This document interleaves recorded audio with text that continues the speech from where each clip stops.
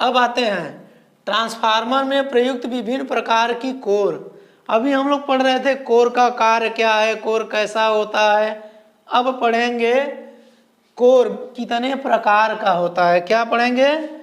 कितने प्रकार का होता है। ठीक, तो देखिए ट्रांसफार्मर में जो कोर होता है वो हमारा कितने प्रकार का होता है। कोर देखिए ट्रांसफार्मर में कोर का प्रयोग उच्च वोल्टेज निम्न वोल्टेज के मध्य बंद चुंबकीय कपलिंग प्रदान करने, चुंबकीय फ्लक्स का लीकेज कम करने, चुंबकीय फ्लक्स के लिए निम्न उपयुक्त पथ प्रदान करने के लिए किया जाता है। कोर EIULC आकार की होती है जैसा कि चित्र में दिखाया गया है। ठीक, कितने आकार की होती है? EIULC। ये जो कोर प्रयुक्त हो रहा है ट्रांसफार्मर में कौन कौन सा EIULC आकार के होते हैं। ठीक, अब देखिए यही बनाया गया है। देखिए देखिए इसको हम ऐसे बना दे रहे हैं। E और I जब बनेगा, ये देखिए ये हो गया। EI जब बन रहा है तो बीच वाले में हम क्या करेंगे? बाइंडिंग करेंगे। किसमें? बीच वाले में। बड़ा सा ले लेते हैं तब समझ में आएगा। बीच वाले में किसमें बाइंडिंग करेंगे? बीच वाले में करेंगे। और जो हमारा फ्लक्स होगा, फ्लक्स किस में से प्रवाहित होगा? फ्लक्स के लिए दो पाथ होंगे। जब यहाँ से निकलेगा एक तो फ्लक्स हमारा ऐसे घूमेगा, दूसरा फ्लक्स इधर से घूमेगा। ठीक, फ्लक्स को कितने पाथ प्रदान हो रहे हैं? दो। इसको कौन सा बोलते हैं? इसको हम लोग बोलते हैं सेल टाइप। क्या बोलते हैं? ऐसे जब बना रहेगा तो उसको क्या बोलेंगे? Shell type transformer. और एक होता है कोर टाइप। कोर टाइप कौन सा है? जैसे एक जो सिंगल रहता है और इसकी बाइंडिंग बाहर बाहर रहती है, उसको क्या बोलते हैं? कोर। Core type transformer. इसको बोलते हैं सेल टाइप। Shell type. ठीक, सेल टाइप ट्रांसफार्मर है। इसमें बाइंडिंग कहाँ होगी? बीच वाले में होगी। बीच वाले में लो वोल्टेज और हाई वोल्टेज दोनों एक ही पे होगा। ठीक, और इसके बाद एक कौन सा होता है? एक होता है बैरी टाइप। कौन सा? बैरी टाइप। उसमें क्या होता है? वो ऐसे प्लस की तरह बना होता है, ऐसे ऐसे करके, और इसी में बीच में रहता है। ठीक, इसमें बीच वाले में बाइंडिंग होती है। कहाँ होती है बाइंडिंग? बीच वाले में, इसी के ऊपर। इसको कौन सा बोलते हैं? इसको बोलते हैं बैरी टाइप। कोर के आधार पर ट्रांसफार्मर जब पूछे तो कितने प्रकार के? 3 प्रकार के। पहला कोर टाइप ट्रांसफार्मर, दूसरा सेल टाइप और तीसरा बैरी। ठीक, याद रखिएगा। जब कोर के आधार पे ट्रांसफार्मर का नाम पूछे तो, ठीक, और कोर आप लोग जान गए, देख ही लिए हैं। ठीक, देखिए इसको हटा दे रहे हैं, आते हैं टॉपिक पे। ट्रांसफार्मर में जो कोर होता है कौन कौन सा? EIULC। ये क्या है? हमारा कोर है ट्रांसफार्मर में। ठीक, इसी को मिला के, जैसे ई कोर एक मिला दिए, एक आई कोर मिला देंगे तो हमारा कौन सा ट्रांसफार्मर बन जा रहा है? Shell type. कौन सा? Shell type transformer. बताए ना कि अभी सेल टाइप बताए थे पीछे। और देखिए जब यल और यल मिला दिया तो कौन सा बन रहा है? बताइए। अब हम नहीं बताएंगे बार बार। कौन सा होगा? कोर टाइप है कि नहीं? कोर। कोर ऐसे ही तो होता है भाई साहब, ऐसे ही होता है ना, यही तो है। ये भी जब UI भी मिलाएंगे तो अगर इस पे बाइंडिंग करेंगे तो भी तो हमारा कोर ही हुआ, CI करेंगे तो भी कोर हुआ। ठीक, और कोर हमेशा लेमिनेशन किया हुआ होता है। क्यों? जानते ही हैं, ED करंट लॉस को कम करने के लिए। और जो कोर होता है सिलिकॉन स्टील का बनाया जाता है। क्यों? हिस्टेरिसिस लॉस को कम करने के लिए। देखिए 2 चीज होता है। जब हिस्टेरिसिस पूछे, हिस्टेरिसिस,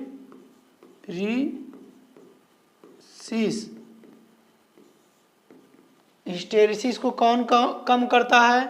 सिलिकॉन स्टील। कौन? Silicon steel. अरे एक मिनट, इसको यहाँ लिख देना है सिलिकॉन स्टील। ठीक, हिस्टेरिसिस लॉस को कम करने के लिए ट्रांसफार्मर में जो कोर बना होता है सिलिकॉन स्टील का बना होता है। सिलिकॉन उसमें कितना रहता है? 3 से 5% तक सिलिकॉन मिलाते हैं। कितना मिलाते हैं? जो स्टील में 3 से 5% तक सिलिकॉन मिला देते हैं अगर, तो क्या होगा? हिस्टेरिसिस लॉस कम हो जाएगा। और यहीं अगर हम 50% मिला देंगे, क्यों नहीं मिलाते? अगर ज़्यादा मिला देंगे तो जो कोर रहता है ना वो टूट जाएगा, भंगूर हो जाएगा, उसमें कोई ताकत नहीं रह जाएगा। इसीलिए किसी को उतना ही दो भैया जितना सह सके। ठीक, तो 3 से 5% तक क्या मिला होता है? सिलिकॉन। ट्रांसफार्मर के कोर में सिलिकॉन मिला हुआ होता है। कितना? 3 से 5। अब चलिए आते हैं क्वेश्चन पे। क्या पढ़ रहे थे अभी? कोर। कोर कौन कौन है? EICUL। याद रखिएगा, पूछता है कि सेल टाइप कोर बनाना है तो कौन कौन सा इस्तेमाल करेंगे? दो ठो, या तो ई मिला लीजिए या तो एक ई एक आई, सेल टाइप बन गया। कोर टाइप पूछ लिया, LL मिला लीजिए। ठीक, अब आइए देखते हैं अगला क्या कह रहा है। कंटेनर। कंटेनर को टैंक ही बोलते हैं। ठीक, अब ट्रांसफार्मर में टैंक का क्या कार्य है? शुरू में ही हमने बता दिया। बताइए, ट्रांसफार्मर में टैंक बड़ा वाला टैंक था ऐसे, उसी में तो पूरा कोर बाइंडिंग सब अंदर रहता है, तो और आयल भी रहता है उसी में। तो टैंक इसलिए लगा रहता है क्योंकि ट्रांसफार्मर को ठंडा रखने में सहायता करता है। ठीक, सहायता कैसे करता है? सहायता ऐसे करता है कि उसमें आयल भर दिया जाता है टैंक में। तो जब हमारा बाइंडिंग गर्म होगा, ठीक, तो अगल बगल आयल भी गर्म होगा, तो आयल बाहर साइड रहेगा, तो इसको टैंक में हवा लगेगा तो बाहर वाली तेल ठंडा हो जाएगी, तो वो भैया अंदर चली जाएगी, गर्म वाला बाहर आएगा, तो वो कहेगा तुम जाओ, तुम उधर ठंडा करो बाइंडिंग को। तो ये क्या करते हैं। और एक चीज़ ये भी ध्यान रखिए, दिमाग में आता होगा, जब तेल बाइंडिंग से सट रहा है तो क्या शॉर्ट सर्किट नहीं हो रहा है, जल नहीं रहा है? देखिए ये क्या है, जो तेल होता है इंसुलेटेड होता है। देखिए यहाँ लिखा हुआ है इंसुलेटेड। ठीक, इंसुलेटेड रहता है, मतलब कि शॉर्ट सर्किट नहीं होगा, करंट प्रवाहित नहीं होगा। ठीक, तेल का क्या काम हुआ? एक तो इंसुलेशन प्रदान करना, दूसरा चीज ठंडा करना। दोनों याद रख लीजिएगा और नोट कर लीजिएगा, पूछता है। जो जो पूछता है एग्जाम में हम बताते चल रहे हैं उसको। एक कॉम्पिटिटिव एग्जाम के लिए भी सब सेम क्वेश्चन है। तीसरा, अब आते हैं चौथा नंबर क्या करा है? टर्मिनल। टर्मिनल किसको बोलते हैं जानते हैं? ये जो कोर हुआ और जो बाइंडिंग हुआ ना, प्राइमरी बाइंडिंग और सेकेंडरी बाइंडिंग, ठीक, ये तो जानते हैं, ये द्वितीय के प्राइमरी, जिधर दे रहे हैं वो प्राइमरी, जिधर निकाल रहे हैं बाहर सेकेंडरी हुआ। तो ये टर्मिनल इसी को बोलते हैं। जैसे 220 वोल्ट हम कहाँ देंगे भैया?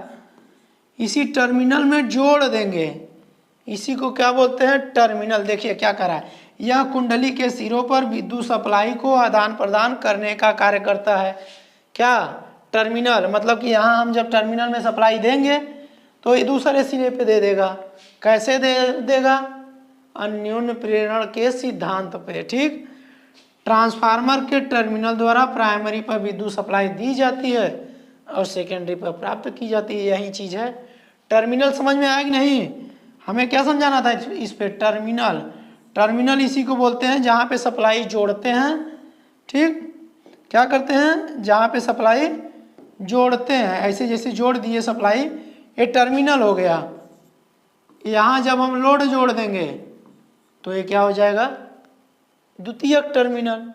जहाँ जोड़ा जाता है उसी को टर्मिनल बोला जाता है। इतना याद रखिए बस बाइंडिंग में। चलिए नेक्स्ट पे चलते हैं। अब आ गया क्या भैया? ट्रांसफार्मर की कार्य प्रणाली। अब ट्रांसफार्मर में कुछ नहीं बचा है। अब आप लोग बताइए ट्रांसफार्मर का क्या कार्य है?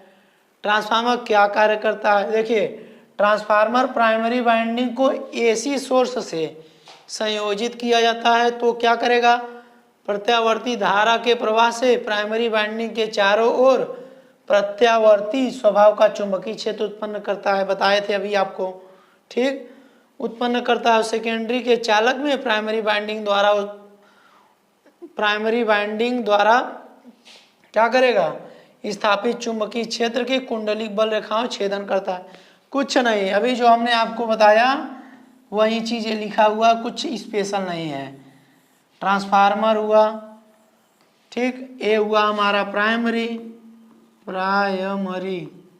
वाइंडिंग,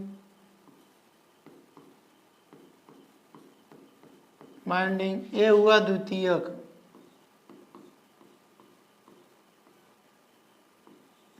कर लीजिएगा, ठीक। क्या करता है? अभी हमने आपको बताया था, जब हम यहाँ वोल्टेज देंगे 220 वोल्टेज, इसमें करंट प्रवाहित होगा। करंट जब प्रवाहित होगा भैया, तो इसके चारों ओर चुंबकीय क्षेत्र उत्पन्न होंगे। क्या उत्पन्न होंगे? चुंबकीय क्षेत्र उत्पन्न होंगे। जब चुंबकीय क्षेत्र उत्पन्न होंगे तो ये जो कोर बना हुआ है, कोर में क्या होगा? फ्लक्स उत्पन्न होगा। क्या? फ्लक्स। ये फ्लक्स ऐसे घूमेगा चारों तरफ। जब घूमेगा तो सेकेंडरी चालक को काटेगा, द्वितीयक वालों को काटता है। जब काटेगा तो इसमें क्या होगा? विद्युत वाहक बल उत्पन्न होता है। किसके नियम से? फैराडे के नियम से। ये भी याद रखिएगा। जब विद्युत वाहक बल उत्पन्न हुआ तो क्या हुआ? ट्रांसफार्मर का मेन कार्य क्या है? इस साइड के विद्युत को उस साइड एक स्थान से दूसरे स्थान तक पहुंचा रहा है कि नहीं? वही हमारा ट्रांसफार्मर है। यही चीज कर रहा है। क्या कर रहा है? देखिए, प्राइमरी वाइंडिंग द्वारा स्थापित चुंबकीय क्षेत्र की चुंबकीय बल रेखाओं का छेदन करता है। फैराडे के विद्युत चुंबकीय प्रेरण के सिद्धांत के अनुरूप विद्युत वाहक बल पैदा होता है। वहीं आपको हमने बताया था, क्योंकि प्राइमरी वाइंडिंग द्वारा स्थापित चुंबकीय क्षेत्र प्रत्यावर्ती स्वभाव का होता है। क्योंकि एसी सप्लाई जब हम दे रहे हैं तो प्रत्यावर्ती फ्लक्स ही उत्पन्न होगा ना। देखिए, प्रत्यावर्ती स्वभाव का होता है, इसलिए सेकेंडरी वाइंडिंग के चालक बिना कोई गति किए ही चुंबकीय बल रेखाओं का छेदन करते हैं। इस प्रकार प्राइमरी वाइंडिंग तथा सेकेंडरी वाइंडिंग में बिना किसी स्पर्श संयोजन के विद्युत ऊर्जा प्राइमरी वाइंडिंग से सेकेंडरी वाइंडिंग में स्थानांतरित होती है। यह क्रिया ट्रांसफार्मर क्रिया कहलाती है। क्या कहलाती है?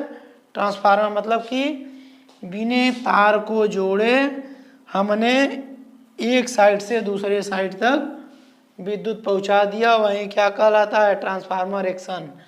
क्या बाकी सब समझ में आ गया ना? इधर हम वोल्टेज देते हैं, चुंबकीय फ्लक्स उत्पन्न होता है, फ्लक्स जाके सेकेंडरी वाइंडिंग में काटेगा तो वहाँ फैराडे के नियम के द्वारा विद्युत वाहक बल उत्पन्न होगा। यही हमारा ट्रांसफार्मर का नियम है।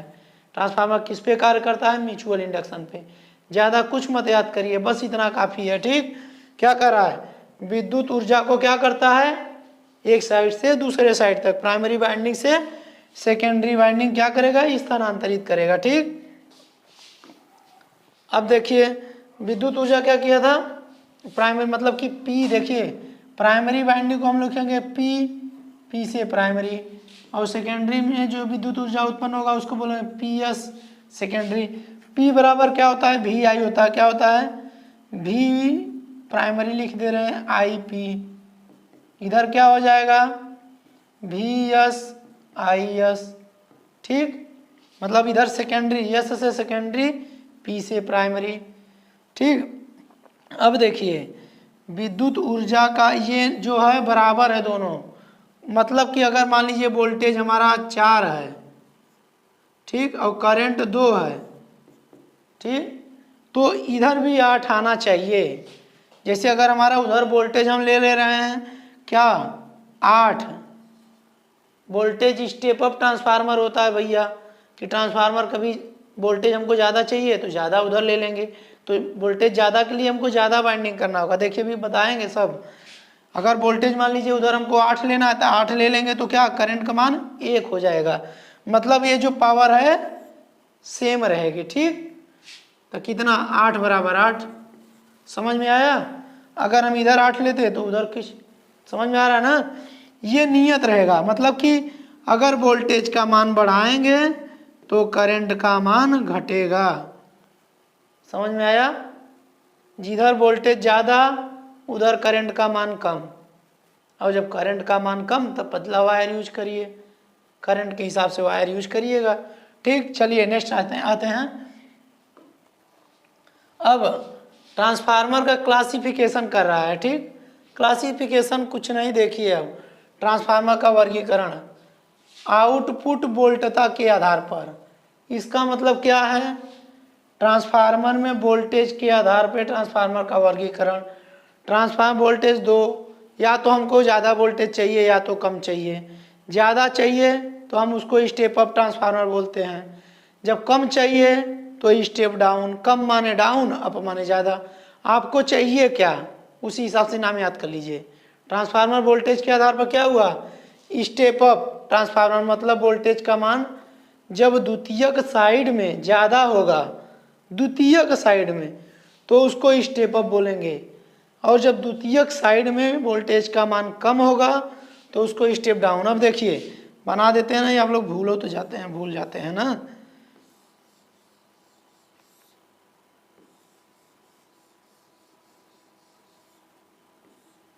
V2 V1।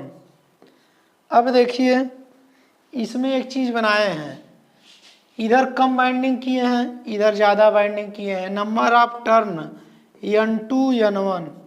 ठीक, अब देखिए जिधर टर्न ज़्यादा होगा उधर वोल्टेज ज़्यादा होगा।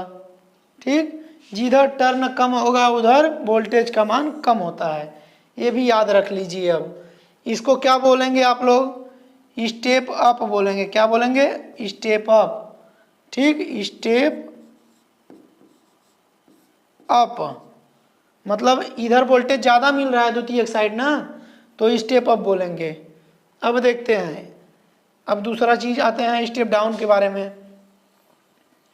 स्टेप डाउन क्या कह रहा है कि स्टेप डाउन देखेंगे। स्टेप डाउन क्या होता है जानते हैं? इसमें primary side number of turn ज़्यादा रहेगा।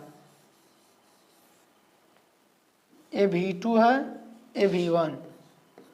इधर देखिए नंबर ऑफ टर्न क्या है? ज़्यादा है, इधर कम घुमावदार है। जिधर कम घुमावदार रहेगा उसका वोल्टेज का मान कम होगा। तो इधर जब हमें द्वितीयक साइड वोल्टेज क्या हो रहा है? कम मिल रहा है, तो हम लोग क्या बोलेंगे उसको? Step down. इतना तो समझ में आ ही गया होगा, कोई पूछने की बात ही नहीं है। अब आते हैं क्या कर रहा है, ये ट्रांसफार्मर का क्लासिफिकेशन है, वर्गीकरण क्या कर रहा है? कोर की संख्या के आधार पर। अभी हमने आपको बताया था कोर टाइप ट्रांसफार्मर होता है, सेल टाइप होता है, बैरी टाइप। ऐसे जब बना रहेगा तो उसको कोर टाइप बोलेंगे। ठीक, समझ में आ रहा है ना भैया? अब नहीं समझ में आएगा तो कब समझ में आएगा, आप ही लोग बताइएगा। फिर इसको क्या बोलेंगे? जब बीच वाले में होगा तो उसको सेल टाइप बोलेंगे। देखिए कोर, कॉपी पेन पे लिखिएगा, जैसे भूलिएगा नहीं। Shell type. तीसरा होता है हमारा क्या? तीसरा होता है बैरी टाइप। ठीक, तीसरा क्या होता है? तीसरा होगा बैरी टाइप। ये बना होता है ऐसे, देखिए ऐसे करके बना हुआ होता है, एक बीच में होता है मेन। आप लोग इसको क्या बोलेंगे? बैरी टाइप। कितना बीच वाले में बाइंडिंग होता है, इसको क्या बोलेंगे? बैरी टाइप। तो कोर के आधार पर ट्रांसफार्मर 3 प्रकार का होता है। ठीक, अब देखिए आगे क्या है, एक एक ट्रांसफार्मर का आज ऑपरेशन हो जाएगा, इसके बाद भूलेंगे नहीं ट्रांसफार्मर। अब देखिए फेजों की संख्या के आधार पर। फेजों की संख्या मतलब या तो सिंगल फेज या तो 3 फेज। तो 3 फेज रहेगा भैया तो उसमें 3 बाइंडिंग होगी और कोई दिक्कत नहीं है। इसमें 3 ठो फेज निकाला रहेगा। ठीक, 1 2 3, इधर 3 आउटपुट टर्मिनल निकले रहेंगे। और अगर सिंगल फेज रहेगा तो इधर बस जैसे देख रहे थे, ये क्या हो जाएगा? 3 फेज। जिसमें 3 तार निकला रहे, ठीक। और सिंगल फेज में क्या होगा, केवल फेज और न्यूट्रल, मतलब 2 तार। याद आ गया ना, इतना तो समझ में आ जाएगा फेज के आधार पर। अब देखिए आते हैं आगे, देखते हैं क्या कह रहा है। शीतलन प्रणाली के आधार पर ट्रांसफार्मर जब गर्म होगा तो उसको ठंडा करने का बहुत सारे प्रकार हैं। अभी हमने आपको बताया था कि केवल हवा के द्वारा ठंडा। अब देखिए असली प्रकार क्या आ रहा है, प्राकृतिक रूप से शीतलित ट्रांसफार्मर, मतलब कि जो गांवों में रखा रहता है हवा लगे ठंडा हो जाए, उसको बोलते हैं प्राकृतिक रूप से शीतलन ट्रांसफार्मर, ठीक। दूसरा क्या होता है, तेल द्वारा शीतलित ट्रांसफार्मर। प्राकृतिक रूप से किसको बोलते हैं, जो किसी सर्किट पे चिप नहीं लगा रहता, मदरबोर्ड छोटा छोटा जिसमें आयल नहीं रहता, केवल बाइंडिंगें रहती, उसको बोलते हैं प्राकृतिक रूप से शीतलित, वो हवा द्वारा ठंडा होगा। आयल क्या रहता है, जो ऐसे ट्रांसफार्मर धरा रहता है गांव में, उसमें केवल आयल भरा रहता है। पंखा उंखा तो नहीं लगाते हो ना, जो गांव में छोटा ट्रांसफार्मर रहता है 25 kVA, ये सब नहीं लगाते हैं। आयल जब भरा रहेगा उसमें तो उसको क्या बोलेंगे, तेल के द्वारा शीतलित करना। मतलब आयल भर देते हैं, आयल सर्कुलेट करेगा, जो बाहर हवा चल रही है उसी से ठंडा होगा, उसको बोलेंगे तेल द्वारा शीतलित ट्रांसफार्मर। तीसरा क्या होता है, जल द्वारा शीतलित ट्रांसफार्मर। अब सोचोगे क्या, जल थोड़ी डाल देंगे, ट्रांसफार्मर के टैंक में जल नहीं डालेंगे, आयल ही डालेंगे। जो रेडिएटर बाहर रहता है उसमें क्या करता है, ट्यूब रहती है, ट्यूब में आयल रहेगा और बाहर बाहर पानी रहेगा। पानी केवल उसको टच करेगा, बॉडी को, ना कि आयल को, ठीक। तो क्या करेंगे, जल द्वारा शीतलित। तीसरा क्या है, वायु दाब द्वारा शीतलित। मतलब पंखा, ट्रांसफार्मर में जाएंगे ना सब स्टेशन पे, पंखा लगा रहता है ठंडा करने के लिए, बड़ा बड़ा एग्जॉस्ट, उसी को बोल रहा है वायु द्वारा। इतना समझ में आ गया, रटने की जरूरत नहीं है। ट्रांसफार्मर या तो पंखा लगा के ठंडा करिए, या तो ऐसे ही हवा से ठंडा हो जाएगा, या तेल द्वारा ठंडा कर लीजिए। ये सब क्या है, ट्रांसफार्मर के शीतलन के प्रकार हैं, ठीक। आउटपुट क्षमता के आधार पे बोल रहा है। ऑटो ट्रांसफार्मर होता है एक, जिसमें केवल सिंगल वाइंडिंग होती है। एक होता है इंस्ट्रूमेंट ट्रांसफार्मर। इंस्ट्रूमेंट में क्या होता है, सीटी बोलते हैं इसको, करंट ट्रांसफार्मर, करंट की वैल्यू को मापता है। क्या होता है, एक होता है पोटेंशियल ट्रांसफार्मर, जो वोल्टेज की वैल्यू को मापता है। याद रखी रहिएगा, सीटी क्या होता है, करंट ट्रांसफार्मर, ये पोटेंशियल ट्रांसफार्मर क्या करेगा, वोल्टेज को मापेगा। सीटी जो होती है सीरीज में लगी होती है, किसमें, सीरीज, ठीक। और पोटेंशियल ट्रांसफार्मर ये पैरेलल में लगा होता है। अब आते हैं आगे, देखते हैं क्या कर रहा है।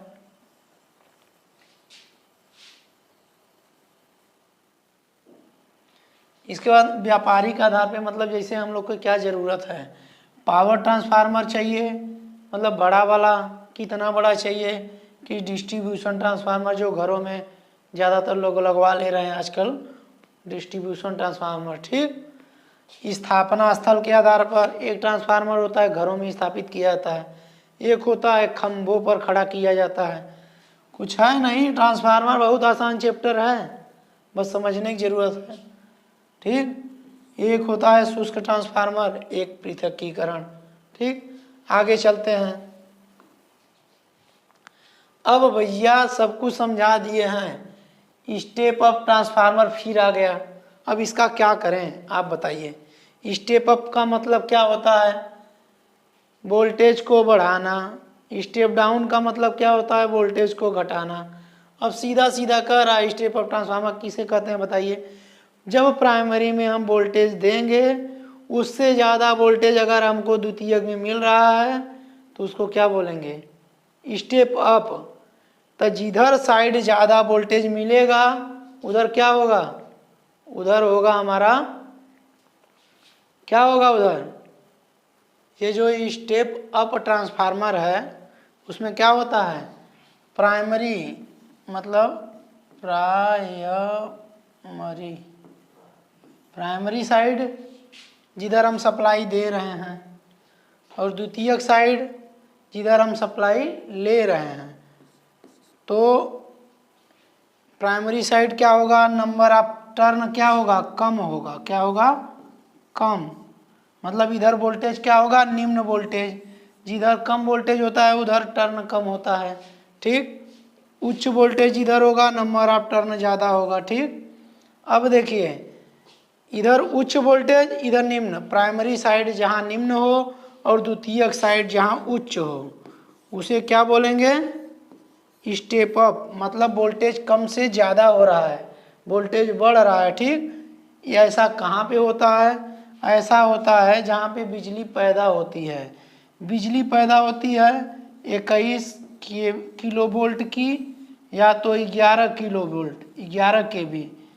अल्टरनेटर मतलब जो पैदा करता है बिजली, वो या तो 21 या तो 11 करेगा। तो हम लोग स्टेप अप ट्रांसफार्मर, यही ट्रांसफार्मर का यूज करके तुरंत, जैसे वहाँ बनती है ना, घर बड़ा सा रहता है गैरेज टाइप का, उसके बाहर ट्रांसमिशन लाइन रहती है, तुरंत 11 से, जैसे इधर देखिए, इधर बिजली पैदा हुई हमारी 11 किलो वोल्ट। ठीक, kV। इधर ट्रांसफार्मर लगा के हम लोग तुरंत उसको 440 kV में कर लेते हैं, किलो वोल्ट तुरंत। इसको कौन सा ट्रांसफार्मर बोलते हैं, स्टेप अप। स्टेप अप मतलब कि प्राइमरी साइड कम वोल्टेज, प्राइमरी साइड कम वोल्टेज, द्वितीयक साइड अधिक, द्वितीयक साइड अधिक। ठीक, इतना समझ में आ गया होगा। अब चलिए आगे चलते हैं। अब क्या करा, स्टेप डाउन ट्रांसफार्मर। जैसे स्टेप अप होता है वैसे स्टेप डाउन, बस अंतर क्या होता है, स्टेप अप में वोल्टेज ज़्यादा हो रहा था, इसमें क्या होगा, वोल्टेज कम होगा। ज़्यादा से कम मतलब प्राइमरी साइड इसमें क्या होगा, primary side voltage, step down है ना, तो प्राइमरी साइड वोल्टेज ज़्यादा जिधर हमको लेना है, मतलब द्वितीयक साइड कम। अब देखते हैं क्या कर रहा है।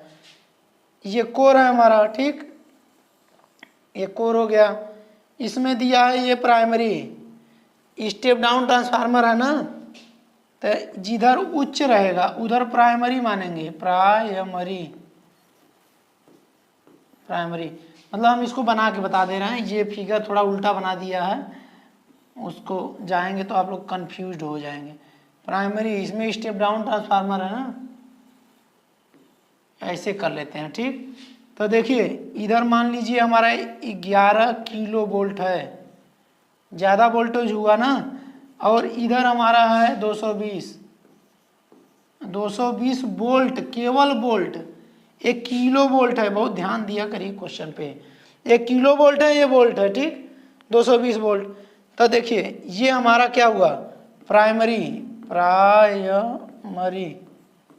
ये हुआ द्वितीयक, मतलब कि सेकेंडरी। देखिए प्राइमरी जिधर दे रहे हैं 11 kV दे रहे हैं और 220 वोल्ट ले रहे हैं, तो क्या हुआ, वोल्टेज घट रहा है ना, तो उसको क्या बोलेंगे, स्टेप डाउन ट्रांसफार्मर। वही चीज़ दिया है, या तो इतना 11 kV 6.6 kV प्राइमरी साइड दें और 400 वोल्टेज लें, तो उसको क्या बोलेंगे, बोलेंगे स्टेप डाउन ट्रांसफार्मर।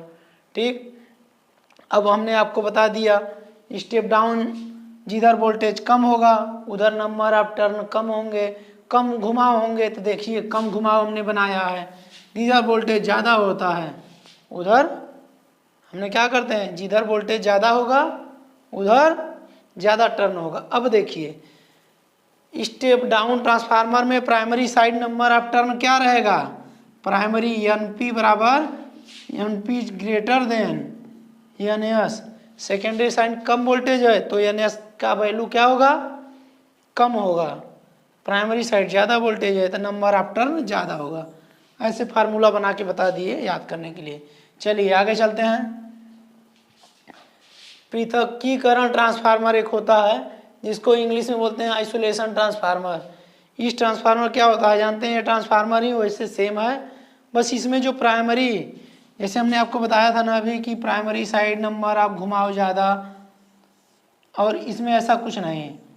इसमें दोनों साइड जितना टर्न, अगर 4 बार इधर घुमाएंगे 2 बार मान लीजिए, तो 2 बार इधर भी घुमाएंगे, एन पी बराबर 2 तो एन एस बराबर भी 2, मतलब कि दोनों साइड घुमाव बराबर ही रहेगी, जितना टर्न बाइंडिंग करेंगे दोनों साइड। इसका मेन उद्देश्य क्या है? इस ट्रांसफार्मर का मेन उद्देश्य ये है कि जो हमारी, जैसे ये क्या करता है, वोल्टेज को ना तो बढ़ाता है ना तो घटाता है। अगर 220 वोल्टेज यहाँ पे देंगे ना तो इधर भी 220 वोल्टेज मिलेगा। ऐसा क्यों?